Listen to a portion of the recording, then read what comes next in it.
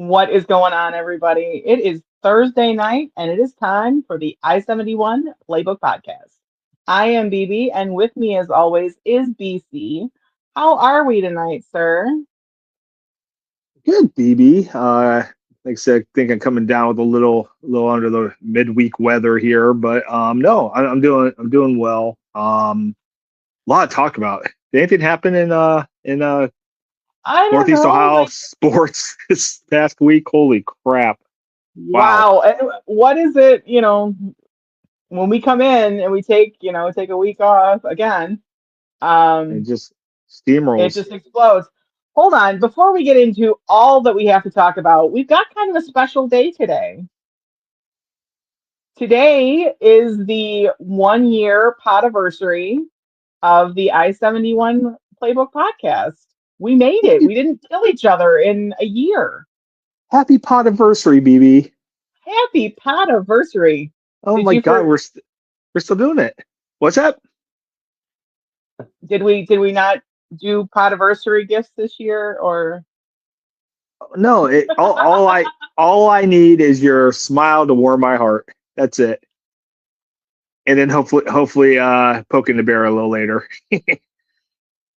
I mean, I did promise that if one of two things happened uh last week that I would be coming in hot and spicy.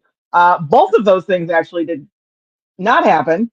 Um, so the potential for spice is there. Plus, with all we've got to talk about, um, it should be an interesting pod nonetheless. So let's get I right think so. into it. Do it. Let's talk about the ugly first of all. Our Buckeyes decided to have a little bit of amnesia on Saturday in Indianapolis at Lucas Oil Stadium.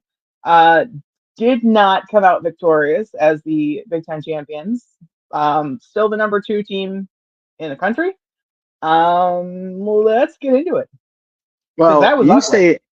you say amnesia, I say deja vu because that game Yeah, looked a lot like Michigan last year, right and down to the scoreboard. Right same down to the score. scoreboard. Same The issues. same this same person can't kick a field goal that we have been calling for 2 years to get rid of him. I'm sure he could probably find a podcast on turning points or something to do, but he does not belong No, on no, this football no, team. no. I actually did. He's going to do something with Harrison Butker, and they're both going to call it wide right. I Jeez. love that for both of them because Oh, neither one of them can make a field goal to save their ass. So there's that. by the way, just Um, completely off topic.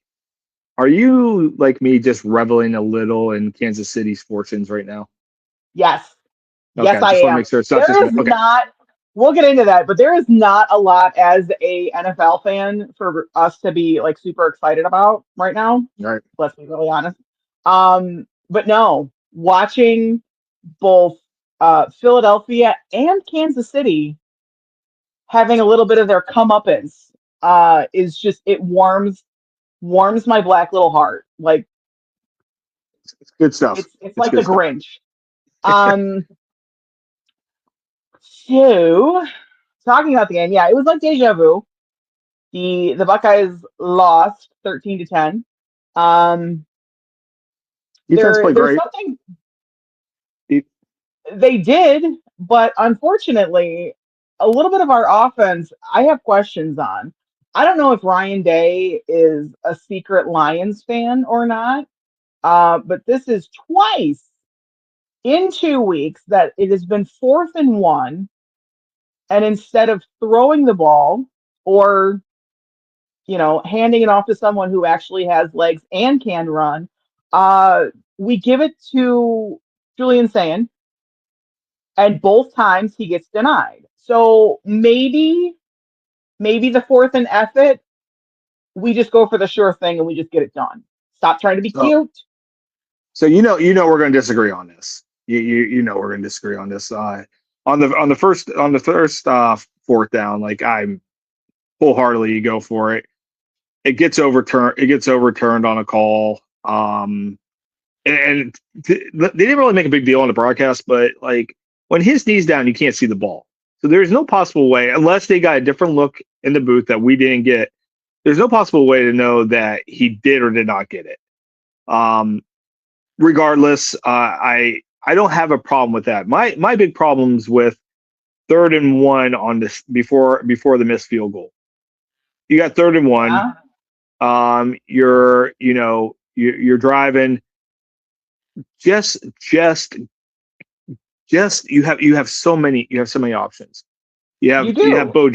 Bo Jackson who's running well. You have Carnell Tate who's gonna be a 1st-round draft pick. You have the best receiver maybe just totally in football, Jeremiah Smith. You have Max Clare. And the Yeah, play call is a bootleg to the 3rd-string tight end with none of those guys on the field. Not one of the Claire might have been in there, but Carnell's not in there. Jeremiah Smith's not in there. Bo Jackson. So your three strongest, your 3 best athletes, your best weapons on that 3rd-and-1, and you call that. And I understand that you're trying to, it looks like it's going to be a heavy run. Just do what you've done all year. Just spread it out, hit a right. slant, find Brandon Ennis, find Max Clare, or hand it off to Bo Jackson because it's 3rd-and-1. But you do that run, and then after making the decision to go for it earlier, you decide let's kick it. And as we Right. know, Jaden Fielding, when it comes to pressure, is just not very good. No, And he that was folds like a cheap shoe. Like he can make the ones that don't matter. He yeah, does. and He just can. He can make chip shots that mean absolutely nothing all day long. But when it's in huge games, and mhm. especially when it comes down to we're looking at you, everyone else is stepping up and coming in clutch, and you shit the bed every single time. There's Yeah, at least 3 games that I can think of off the top of my head, and I know there's more because the stats don't lie. Um, where it's come down to him, and I get it. I can understand. I already know people are going to be like, "Well, it shouldn't have to come down to him." You're right. It shouldn't, that's part of the game. but Kicking's that's part of part the of the game. game. It's part of the And game. if Got it. you again, and I've said this, I said this that you and I watched one of the worst Brownsfield goal kickers who missed 3 in a single game, cried on the sidelines when he got cut on the field. If you are brought in to do a job and you can't do that job when it we depend on you, then why are you here? Why? Yeah, and the thing that's most infuriating, it seems like this is always the case with Ohio State, that they, since Mike Nugent have not had a kicker that can Ooh, reliable. Yeah, how's that for a throwback? Could ooh, reliably hit a kick, and it makes no sense. You got the most NIL money, you got the best recruiting base.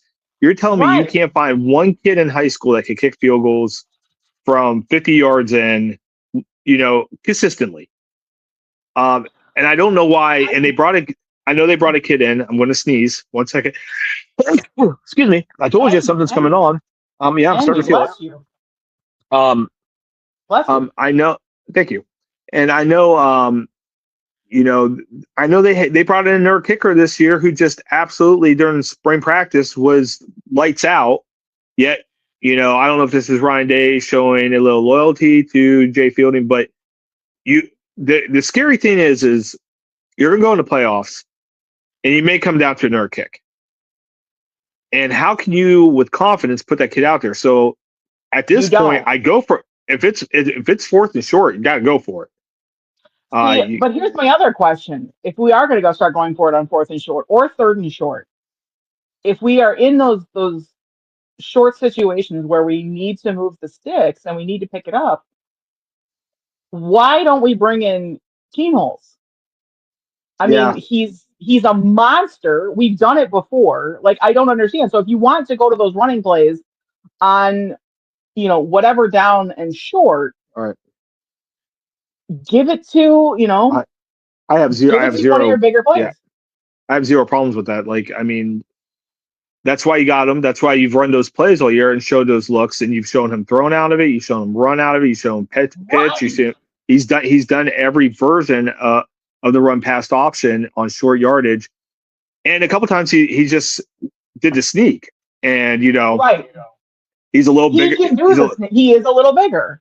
He's a little bigger than So Julian Sane. He's got a few inches on him and probably a little stronger. And so it's like, why not use him in a situation? It's a great point. I mean, and we can right. second guess. The truth of the matter is for the first time Ohio State got a physical team they played against, and they got Mhm. out physicaled.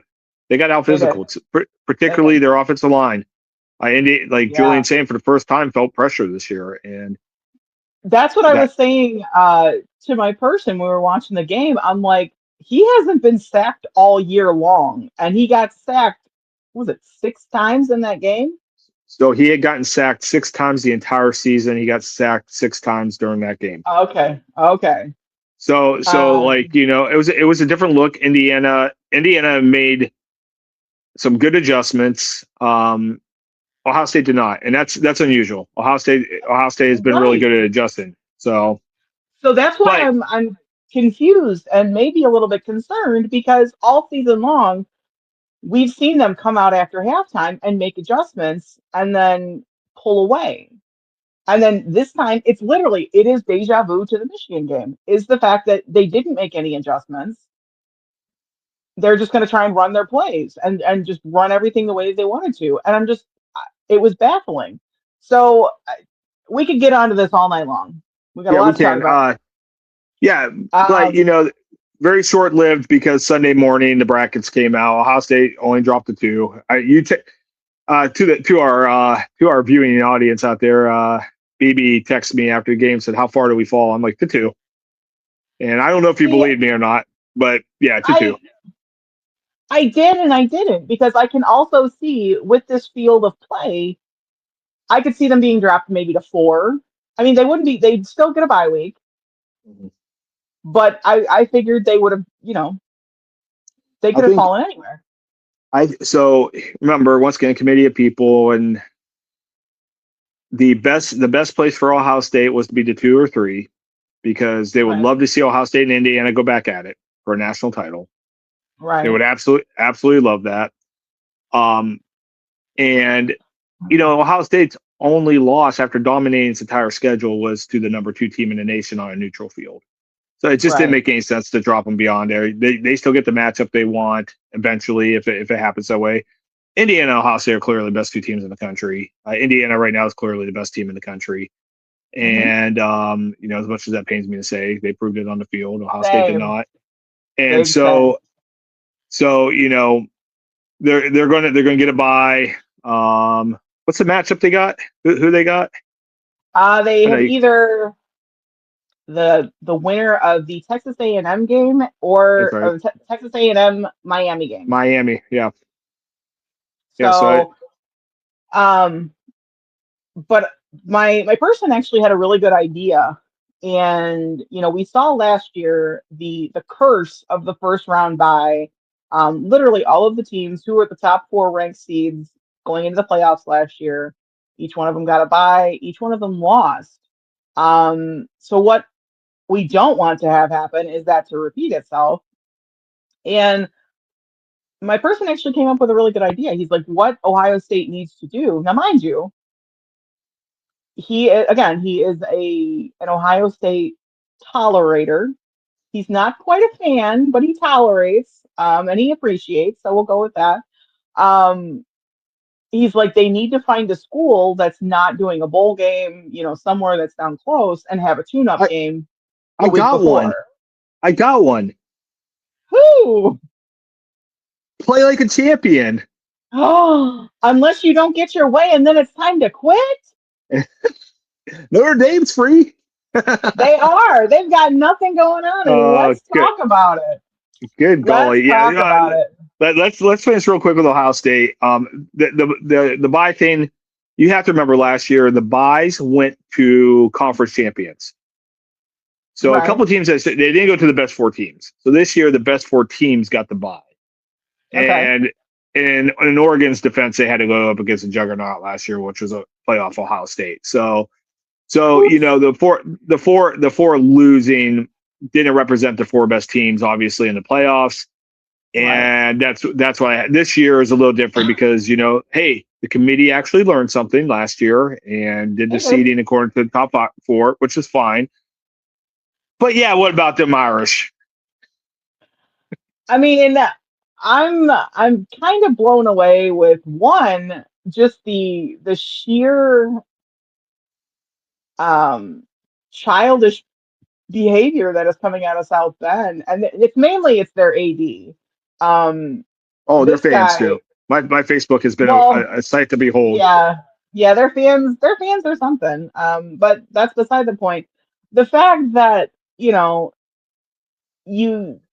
are offered a bowl game and you decline, that's one thing that happens every day. You've got teams that decline, and to the point where you have to start looking at teams who weren't even qualified to begin with. Um, do you realize how many bowl games there actually are? You actually told me the number the other night. I don't remember. 42 games. There are 42 separate bowl games, and like five of them they matter for the playoffs. That's it. Idea. The I-71 Playbook Pod bowl game. Absolutely not. No. Let's sponsor a bowl with our huge amounts of money we make. Let's Abs- make it. it would be a bowl of Lucky Charms cereal, is what it would be. Maybe a bowl of ice cream, maybe. Hey, do you Um, remember our favorite bowl last year? the Pop Tarts Bowl. I mean, everybody gets a bowl. Everybody gets a bowl. So let's talk about the Pop Tarts Bowl because somewhere Notre Dame's AD was saying that we decline, we don't want the Pop Tarts Bowl, blah blah blah. First of all, watch your mouth because that I don't know who is in charge of marketing for that, who is in charge of the sheer lunacy and the insanity that is the Pop Tarts Bowl. Um, it's brilliant, like it's Oh, it spectacular. was Give me 14 of them right now. I love it. I don't marketing care who plays. geniuses behind it. I, Yes. I truthfully, I don't care who plays. There's just going to be a life-size Pop Tart pastry. Last year there was cannibalism. Like it was zombie Pop Tarts. It was amazing. It's like cinema, beautiful. Um, so the chairman of the Pop Tarts Bowl then decides to pop back out in the press. Now I love the fact that we are all in our messy and our petty era. As someone who has a black belt in petty economics, um, and I graduated from Petty University. Little petty flu Black Kessner right there. That's right, little. I again graduated from Petty University with honors. That would be me.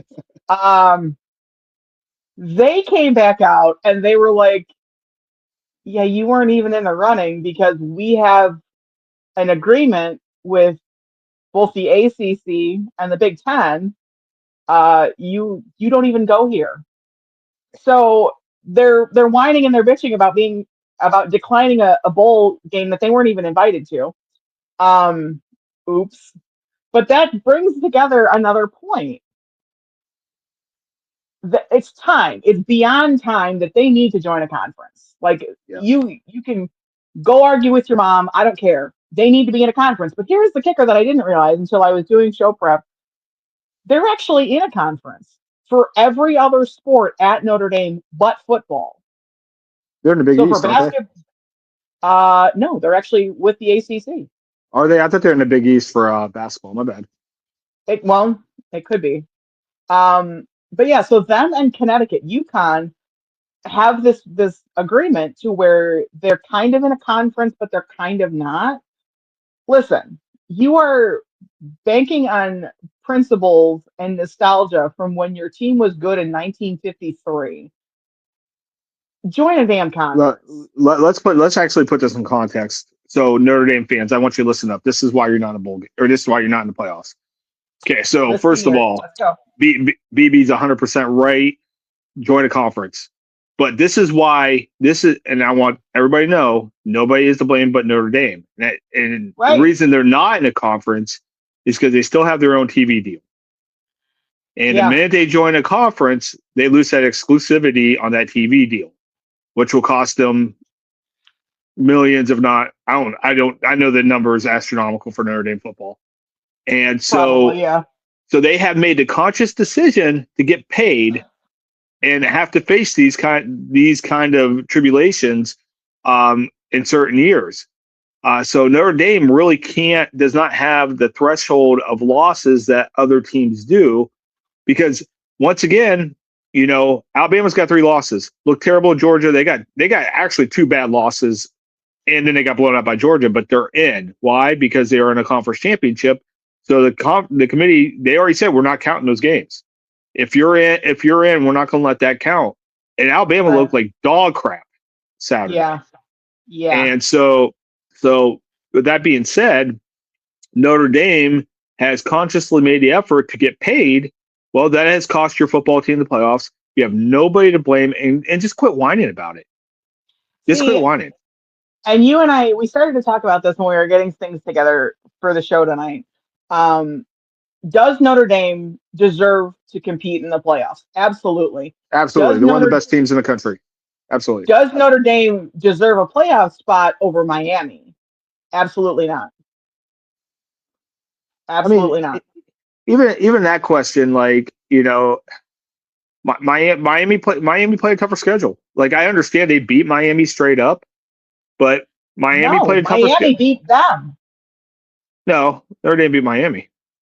No, they did not. Oh no, you're right. I'm sorry. I had a brain fart there. Yeah, they lost to A&M in Miami. Yeah, so no, they shouldn't be in Miami. Yeah. No, you're 100% exactly. Right. Sorry. Right. Sorry, brain fart. So making me go all the way back to September with all this football knowledge in my head. I know. I'm literally the worst. I know. I'm so sorry. Yeah, that was week 1, right? So, yeah, they were week 1. Yeah. So, how in the hell are you actually going to sit there and cry and complain when you're going to have to look at tiebreakers and things like that? So if it comes down to Miami and Notre Dame, the Catholics versus convicts rivalry that there is, you're going to have to look at 2 things. You're going to have to look at their strength of schedule. If the records are the same, you got to look at their strength of schedule. And 2, you got to take head-to-head competition. That's how it goes across the board. So what I want to know, though, is what else has come out about this is, and if this is true, this is going to be an absolute disaster for the CFP. Allegedly, their toddler AD, the man-child that he is, there is now some kind of special provision that guarantees Notre Dame a spot in the playoffs as long as they're ranked within the top 12. There can't be that. That can't be a thing. I need confirmation of that. That cannot, especially the way they've just conducted themselves. There's no way. There's no reason for the NCAA or the committee to agree to that. There's just absolutely no reason. There's not. No. But if they do, if that is true, then that's going to set a really, really bad precedent. Yeah, and then college football is already broken. Because that's ridiculous. That's as ridiculous as the SEC commissioner saying they should have eight teams every year in. Like, he made that public statement. He did with his full chest. And by the way, Notre Dame, tell me why you should be in over Vanderbilt. I mean, that's and Vanderbilt has a Heisman finalist too. I guess Notre Dame does too, but we know what you think about Diego. But the point being is, Vanderbilt's only have 2 losses, right? I think they only have 2 losses. Yeah, I'm pretty sure they only have 2 losses, and it's just like, this whole discussion is just I'm on Facebook, and a longtime friend of mine is a huge Notre Damer. He's a Golden Domer, and just ranted on Facebook about this. Sure. And I didn't even comment. I just laughed. I'm like, you of all people know why Notre Dame's in this situation. Because they took the money, they took the television revenue, and they didn't want to join a conference. They want to have all that money for themselves. So that's fine. This is these are the rewards that you sowed. These are the rewards that you reap after. Yeah, it just. So There's anyway, consequences. There's anyway, play. consequences for all your actions. So this week, Army, Navy, Heisman, and then next week the playoffs begin, round one, Go, and it should be a lot of go fun. Navy. Go Navy. Beat Army. I think I have to say go Army because my dad was in the Army. I think like I have to go for the Knights. So That's fair. But anything else college football, or do we move on? Because well, speaking of consequences and moving on, what a turn of events! Like you called me last night as the story broke.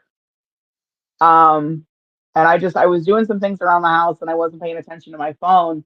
But the alert was there. And you and I had a conversation about it. And then the more information that came out in the next 3.5 hours, I mean, even now, holy shit. If you've been living under a rock for the last 24 hours, obviously, Michigan has parted ways with their head coach, Sharon Moore. Um, with cause. That's the key word here is with cause. Now we've seen a lot of coaches catch a one-way ticket to the unemployment line, and a lot of them have been without cause, so they've been paid out the rest of their um, exorbitant contracts and just in absolute insane amounts. But he was actually fired with cause, and it's kind of telling because holy crap. Like, so I think my notes actually say "holy friggin' dumpster fire." Like, let's go back to that 20,000 foot view. Okay, I want to pull back here of the Jim Harbaugh era in Michigan. This is the most crazy thing I heard. There is now 8 coaches that were on that staff for the national championship that either have a show cause or have been arrested. Think about that. That was 2 years ago. no. Hold on. It's actually 7 that have been arrested, and 4 have been banned Okay, with so show causes. So it's a total of 11 staffers 11. from Harbaugh's area. My God, Yeah. they sold their souls. They cheated, and then they sold their souls for that title. So this is the 4th major scandal that has come out of Ann Arbor in almost as many years. I mean, you've got recruiting violations, you've got obviously the whole Connor Stallions thing, you've got their, I want to say he was their assistant OC, Matt Weiss, who is an absolute piece of shit, who hacked the cloud and was stealing people's pictures Yeah. and got the FBI involved. Yep. And now you've got Sharon Moore. I mean, so the whole thing that everyone kind of needs to think about, there's a lot of things. And again, I know you and I, when we talked last night, we were cutting it up and we were laughing and we were really ready to kind of enjoy this. But with the information now that's kind of come out, the fact that he is now, it's incredibly sad. The fact that he is now dealing with law enforcement because of his actions last night. There's a lot of rumors, there's a lot of speculation, there's a lot of information that is just not confirmed. And there are 3 people that I feel horrible for in this situation, and those are his daughters. He's got 3 very young daughters. Yeah. The wife may or may not have known about the relationship with the staffer. But those are 3 little girls who 2 weeks before Christmas have their lives absolutely upended. So with all of this, I was going to say, can we go back to that 20,000 foot view again about this? So Michigan has been investigating him since the fall. So they had credible evidence. Yes, since October. And was it October? I thought it was last year. It might have been further back. I saw October that the investigation was going on, and they knew this was happening. They knew everything. Yet the University of Michigan, the beacon of prestige, and be a Michigan man, waited waited until the game and then National Signing Day to Yeah. fire him because that guaranteed they couldn't lose their recruits as fast. They'd have a chance to save some of the recruits because they can't go back out until a new coach is hired. And that itself is despicable.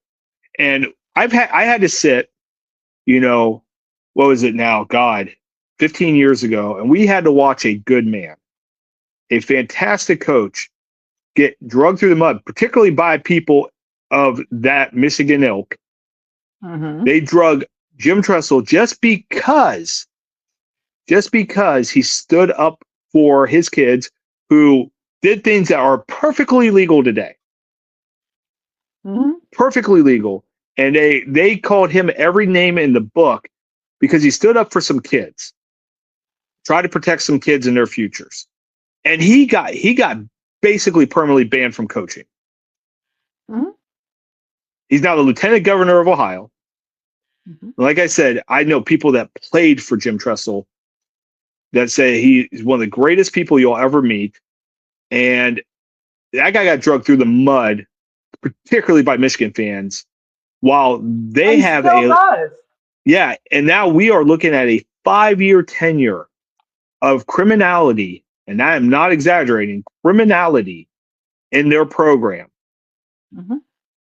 I mean, my God, the hypocrisy that comes from them. Because, and I wouldn't be so upset right now, BB. I would not be so upset about this, except for Michigan fans' response and the Michigan fan base's response trying to debate this. I saw Dave Portnoy got on Twitter and said, "Oh, look at them doing the right thing, getting rid of Sharon Moore." No, they sat on this until it didn't hurt them as much. It is disgusting and despicable.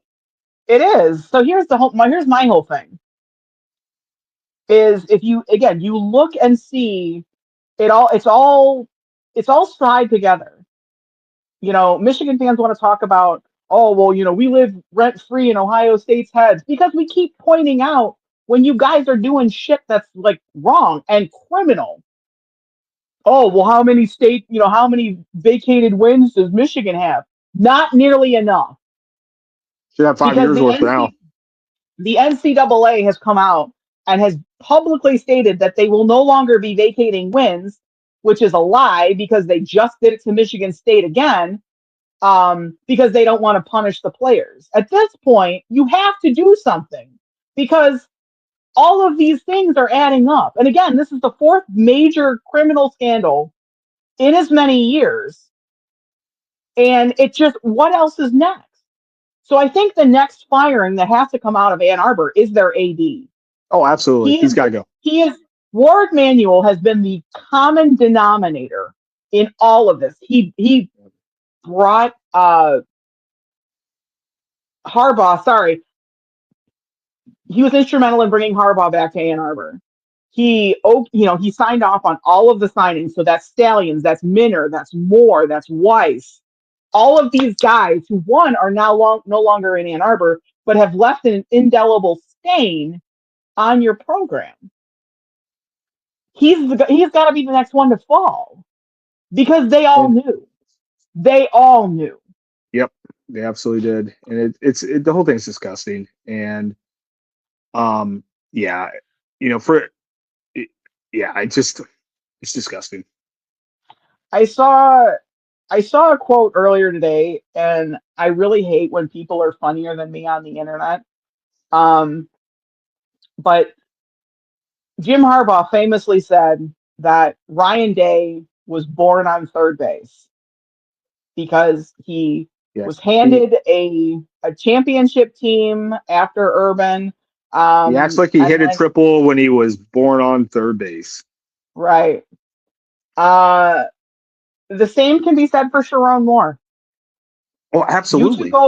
You took over after winning a fraudulent national championship. The problem is the difference between Ryan Day and Sharon Moore.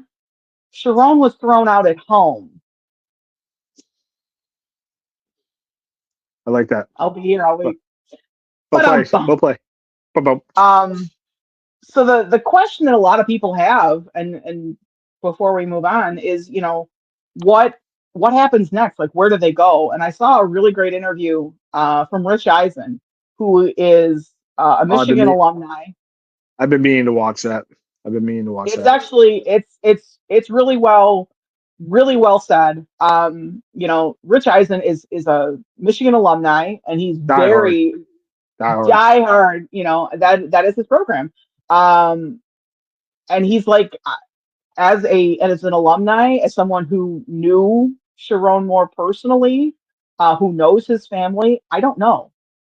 I'm with all of you. I don't know where we go from here. But he made a comment, and he said that the best way to get in front of this right now is to be completely honest. The time for burying things and to try and minimize the blowback is gone. It's Yep. time to rip all of the closet doors off, get all of the skeletons out. Like, you just need to lay everything on the table, good, bad, and ugly, and then figure out how to rebuild.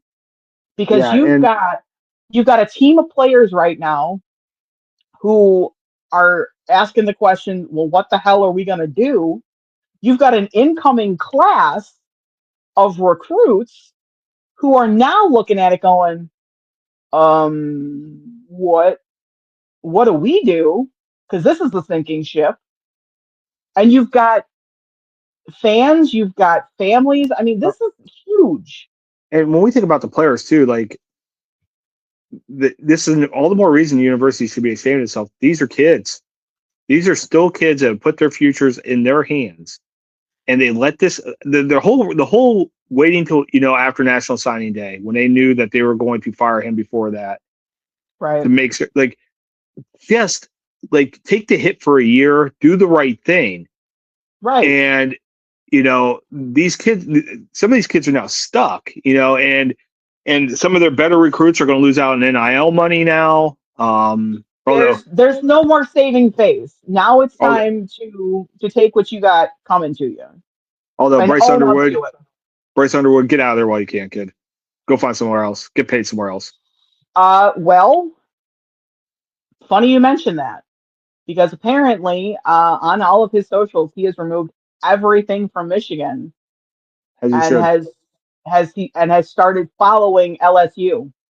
Yeah. So a lot of people are saying, come on home. Lane Kiffin would love to have you. So one final thing before we get out of college, you mentioned something, and I actually want to take it back to us talking about the Buckeyes real quick. Um, at the end of the day, yeah, these are all kids. Now, our personal feelings for Jaden Feeling aside, don't give the kid death threats. No, God, no. I mean, again, I have not been a fan of this kid for Nope. multiple seasons. But at the end of the day, he is a kid.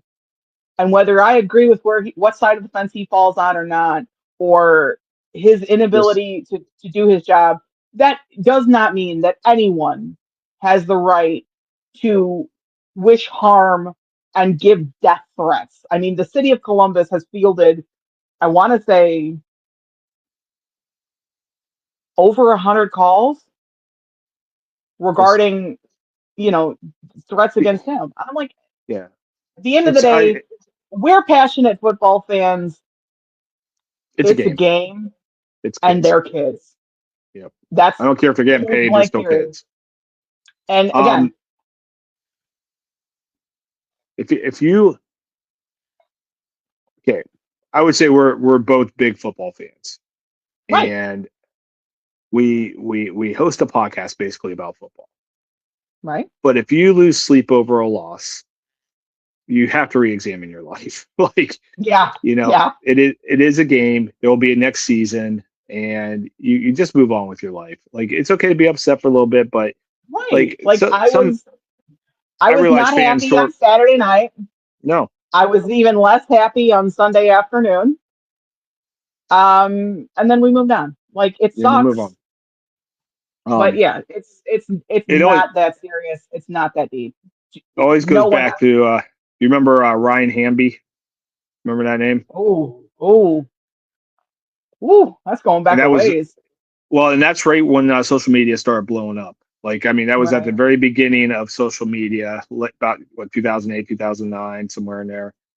Yeah. Actually, might have even been earlier than that, but he dropped a touchdown, a game-winning touchdown in the end zone, and your heart went Before he out for crossed the him. goal And then line. there were people threatening to kill him and Yeah. threatening his It's family. And I'm like, what? At that point, it's just like, seriously, sit down, find a counselor, find somebody to talk to, right. Like, get some help. If you're threatening a person over a sporting event, you need help. You need help. yeah, That so absolutely. anyway, I'm done preaching. I don't feel good All today.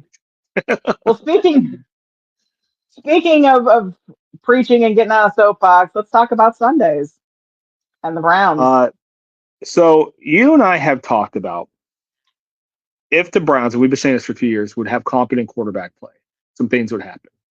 First of all, it'd be watchable. It Second of would. all, they'd be competitive. We're both pretty sure if they've had any kind of with the defense they've had the last 3 years, particularly the last 2 years, if they had any kind of semblance of offense, they'd win some games. I Yeah. don't know about you, but something's happened in the last 3 weeks where the offense is actually moving the ball. I'm trying to think what the change is.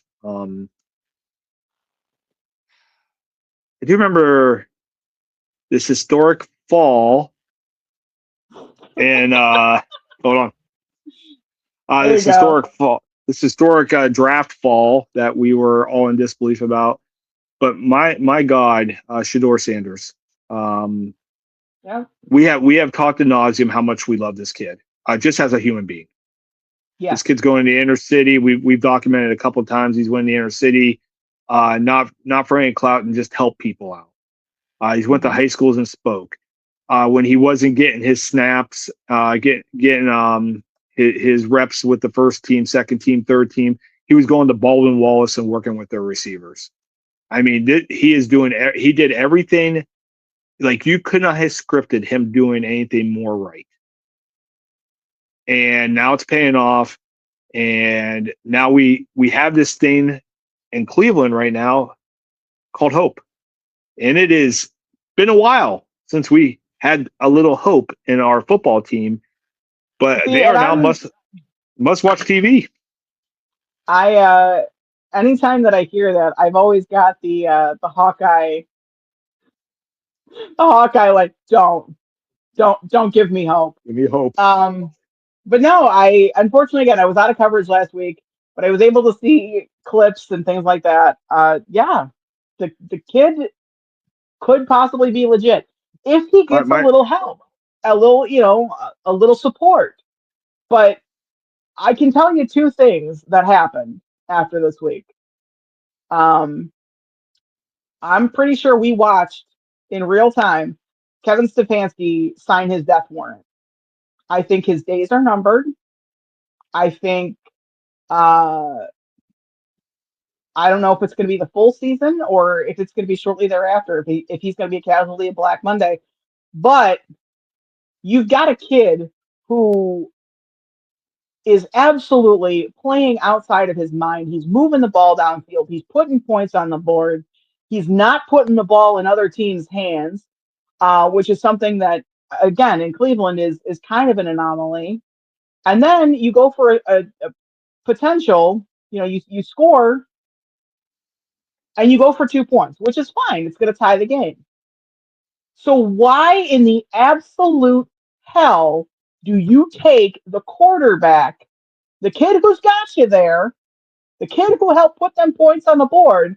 Why the hell do you put him on the sideline? And why, don't get me wrong, I love him too. Why the hell is Quinton Judkins taking a direct snap?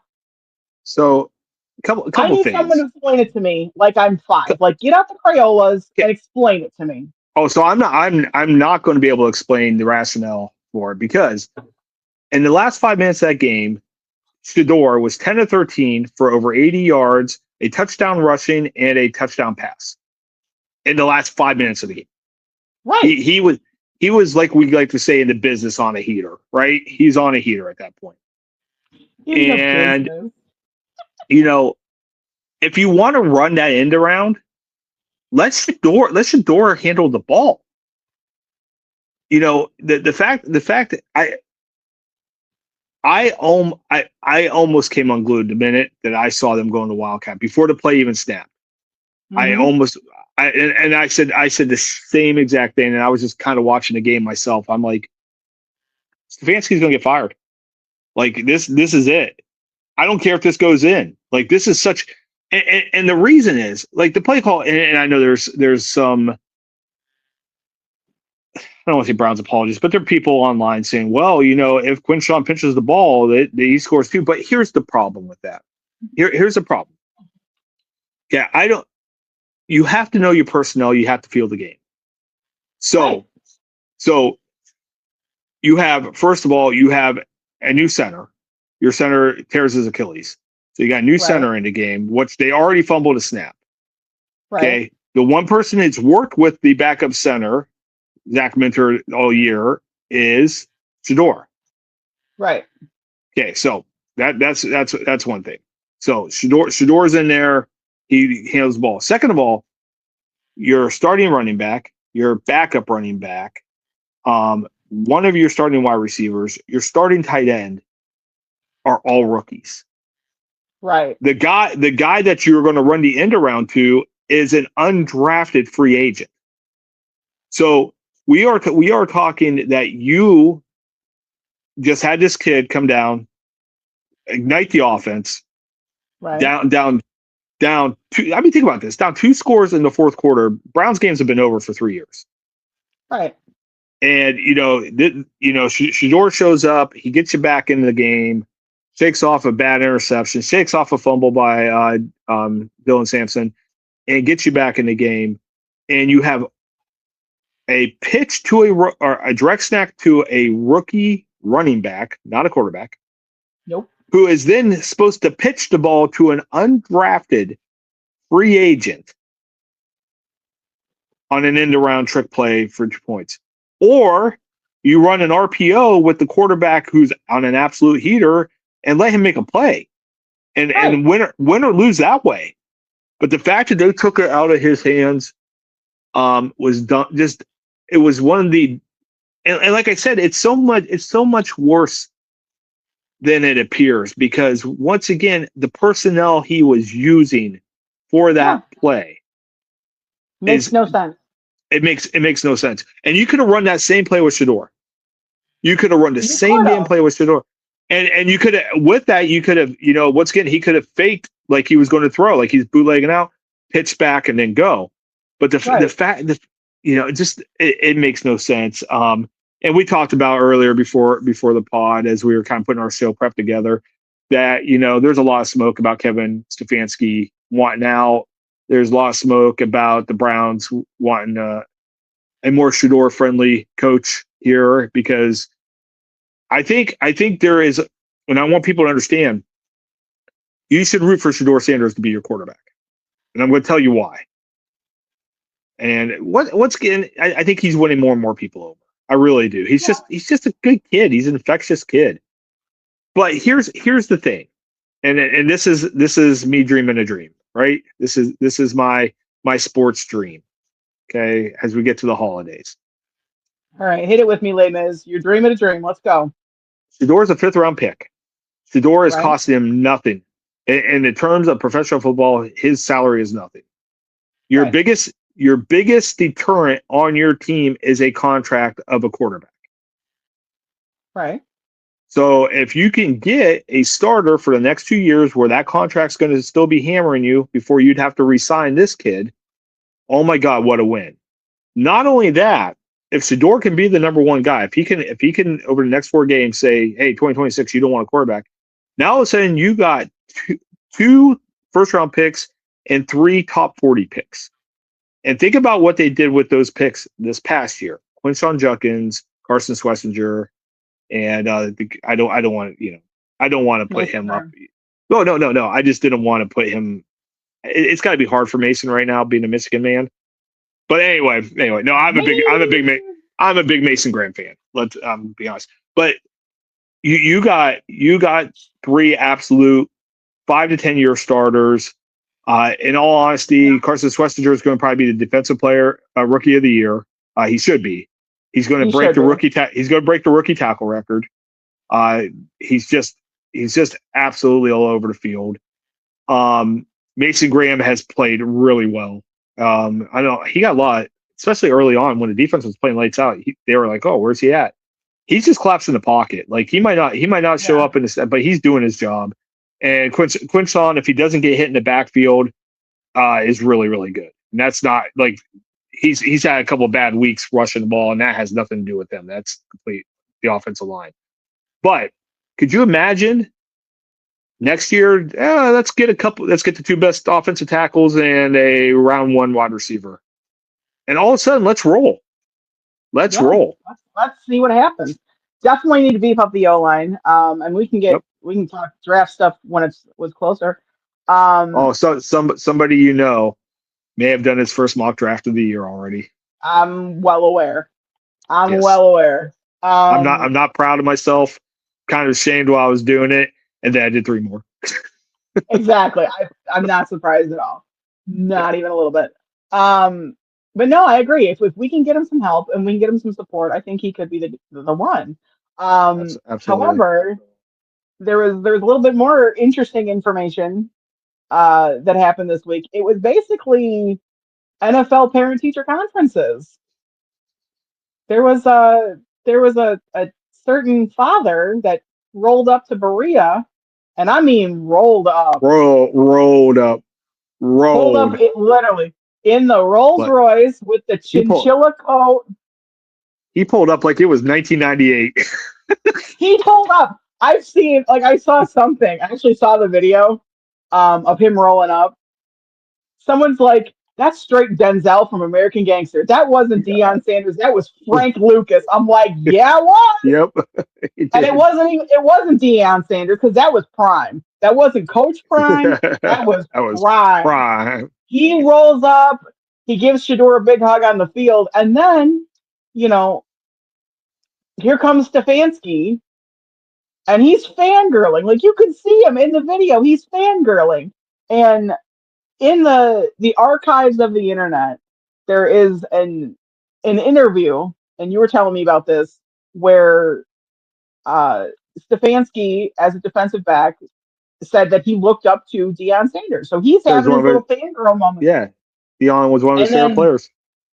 Right. So the video catches it perfectly. So you see, again, Stefanski falling all over himself to shake Deion's hand and whatever. And Shador actually looks at the camera and is like, do you see this shit? This son of a bitch. Did you see who else was fawning over Prime? That'd be Haslam. A certain late 60s billionaire was really enjoying his prime time. And you know what that was? Like, he showed up with the rolls, with the chinchilla, and it was business. Like, you see him walking into that facility, and it was business. It was like, quit screwing with my kid. I know. And all I could hear, go ahead. No, I was going to say, go ahead. All you can hear, and then I'll get to my point. That whole interaction can be perfectly summed up with one of yours and my favorites, Mr. K. Dot himself. Sometimes you got to pop out and show him. And that's what he did. And then Shador goes on to play an absolute monster of a game before he gets his wings clipped by Stefanski. And I want to talk about Kevin Stefanski real quick.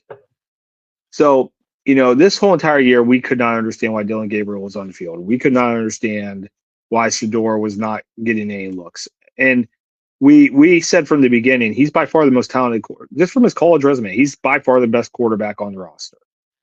Didn't matter if it was Joe Flacco, because Joe Flacco's 40. Definitely wasn't Kenny Pickett, and we all knew Shador was going to be heck of a lot better than Dylan Gabriel. And I was listening to Ross Tucker. He was on the Ultimate Cleveland Sports Show, and he brought up a good point. he said, it's funny because fans have this illusion that, the coaching staff, and he says the media is guilty of this too. The coaching staff sees them every day. They know what's right and wrong. And he said sometimes that's just not true. And he's like, a lot of it just comes down to circumstance when you see a guy. And he said, I don't know. He's like, I don't, other than talking to Shador before the game 2 weeks ago, he's like, I don't know this. But he's like, some guys just aren't great on the whiteboard. Some guys aren't, and he used the quote unquote supercomputer. But he's like, some guys just get on the field and it makes effing sense. Right. And it just Everything clicks. some guys are just a gamer. He's like, they might not be able to tell you what you want to hear during film, or not film, sorry, but during a breakdown on the board, but they get outside, man. Things are slow and they understand and they process and it just works. And he's like, that might be Shador. And he's like, they don't talk about it, they be about it. Right. Right. And the Browns just may not have appreciated that in real time. And he's like, it's very possible they thought he was behind it. And he said, he gets on the field though, and obviously he belongs. Well, see, and here's the other thing is the fact that you taught, he's not good with the mechanics of it or whatever, of explaining it. He can do it. The more that I'm seeing him play, and two, the more that I'm seeing him conduct himself on the mic, leads me to believe that Buffalo straight up lied in their whole draft. New York. Yeah, it was the Giants.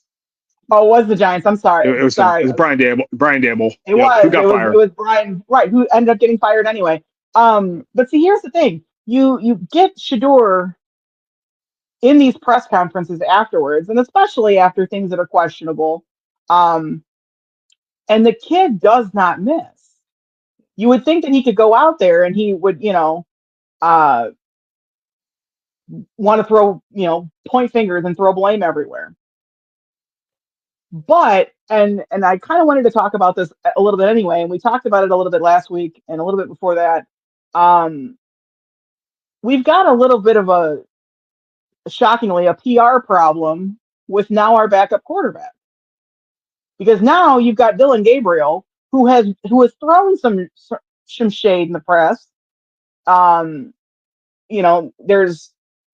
There's how did he put it? There's athletes and there's entertainers. That was the one. And that was a direct shot at Shador. You've got his fiance, who is now catching a shit ton of heat because she's throwing shade. I mean, when your fiance gets onto TMZ because of something she said, and then the fact that she's taking shots at the Browns losing, not a good look. And if you however, I was going to say, and you could go back all the way back to when Colorado played Oregon, and Dan Lanning said, "We're here for touchdowns, not clicks." Right. And he took a shot at the Sanders. So I mean, this has been ingrained in Dylan Gabriel's head because his head coach was doing it. Right. So and again, but that doesn't make it right. So now, not at all. You've got Dylan Gabriel, who is everything that they want Shador to be, and who is getting attention for all the wrong reasons. So maybe, and again, I know Cleveland media, I know the national media is guilty of this. Maybe we take a step back and go, maybe he's just a good kid. Yeah. Now that he doesn't drive 120 miles an hour on Cleveland highways, maybe he's a good kid. And that's the he got 2 speeding tickets. That's the worst thing this kid's ever done in his life, which is crazy. Right, in a week. 2 speeding tickets in a week. And and there's been a couple other things where people, were, I think after the very first game that he was in season that they lost, he was using a lot of I statements instead of saying, we and things like that. That can be, again, you can chalk that up to, again, he's a 22 or 23-year-old kid who's, doesn't really necessarily know. But if someone took the time and was like, hey, maybe next time, this is what we say. Yeah. And even then, if that's the thing that you can nitpick and bitch about, I think we're doing all right with Shador. I got one last thing about Shador that I want to bring up. One thing that really has bothered me is the polar extremes of the Shador hate and the Shador fandom. Mhm. And I want to give you an example of something that I saw this week. So Shador has one of the best games a rookie NFL quarterback's ever had. Only him and Joe Burrow put up similar stats in the Super Bowl era. Okay. Shador is the only player other than Aaron Rodgers as a rookie to have five passes over 50 yards Wow. in their first 5 starts. And once again, Shador's only started 3 games. Like these are incredible. Yeah. Like he's put Yeah. he's showing up. He's showing up, right? He's out there. He's showing up. Yeah. Yeah. So there have been some people on Twitter that have been critical of him, and social Sure. media that have been critical of him. And from an X's and O standpoint. And I saw one, and I'm not going to get into name names here, but he said he's like Shador was awesome. Like he's like here's the film, and he showed the touchdown pass to David Njoku, which in real time, oh my God, what a pass! What Mhm. placement? What great catch by Chief! But what a pass! But this guy's pointing out. He said if he just waits a half a step longer, Harold Fannin is wide open in the back of the end zone. Okay. Completely sound, fine, and he's right. And he's like, that's something he'll learn. But what a pass! And nothing but Okay. compliments. Just said, when this game's going to get easier for him when he gets more experience. Right. And He's played 3 games as a starter. I saw people attack this man as a racist. You're just racist. You're just racist. And why do How? you hate why do you hate Shador? And I'm like, he has done nothing but compliment him and said, hey, at some point Shador is going to get and it was like I said, as bad as the people who are hating on the Sanders have been, the people that defend them sometimes are just as bad. And so just Yeah. I like we're going There's back. extremes on both sides. Remember, please, this is a game. Just sit back and enjoy the game. And Shador is going to Right. get his shot to be a franchise quarterback. That's all every one of us Cleveland fans wanted. We just wanted this kid to get a shot. And he's going to get his shot. And so far, so good. Passing with flying colors. Big Yeah. game. He's going to play in sub-zero weather on Sunday. They Ooh, said it's they're going to going to be Lambeau or another, not no, Lambeau, Soldier Chicago. Field. Going to Chicago. Soldier Yeah, going to Field. Soldier Field. And they Ooh, said it's going to be the coldest game in the history of Soldier Field. So, we'll yikes. see what happens. But I'll tell you what, he wasn't ripping that ball in good conditions on Sunday. Wind was blowing, it was snowing, It it was was cold, ugly. and he was ripping the ball all over the place. He's fine. His arm strength is fine. His athleticism is better than I can't believe how many people had me convinced that the kid wasn't an athlete. He's an athlete. He's not Dion, and maybe that's the problem. He ain't Dion, but my God, he can handle himself in an NFL game. That puts him among some of the best athletes in the world. So just once again, Shador, good on you, kid. Keep going. Take this Yeah, job. Save Cleveland football. Do what you said on that first interview. I'm who they were looking for. that's Great, right. greatest drop the mic moment ever if he makes it come true. That would be an absolute I told you so Yep, to literally everyone in the media, I both doubted it. local and national. Mm-hmm. And I hope he does it. Truthfully, I do. I think he's a great kid. On and off the field. Clearly, we're seeing it more on the field. And that's backing up all the stuff that we've seen off the field since he's landed in Cleveland. Absolutely, I just hope he gets a chance to do it under a coaching staff that believes in him and supports him and stands behind him because the one he's under right now well, ain't I will it. tell you this. Cleveland, we're going to assume Stefanski's gone, and I think that's where it's leaning. It's where it's heading. Um, I will tell you this. Shador can make this a heck of a lot more attractive coaching position if he balls out. Absolutely. If he balls out, like, oh my God, we got a franchise quarterback. We got 2 first-round picks. We got a young core of studs coming back. They just need good coaching. I mean, I'm just telling you, man, oh man, the future can be bright. What's getting Somebody Shador's got to get look good. Got to look good in the next 4 games, but somebody get Dennis Leary on the phone. it's just team you like to coach. No. Well, I think we got through everything. I'm still It's alive. been, Couple sneezes, couple yeah, coughs. I'm still not, kicking. I didn't even get super spicy. No Yeah, F bombs were dropped. Um, wow. it's been a happy Pod-Aversary. Wow. It's been a happy Pod-Aversary. I So got the with best pot. I got the best podner in the business. So good to the have you. partner, oh, that's adorable. All right, before we go into a Hallmark Channel special, with all of that being said, from the dog pound to the shoe and everything in between, I'm BB. I'm BC, and I did it right tonight.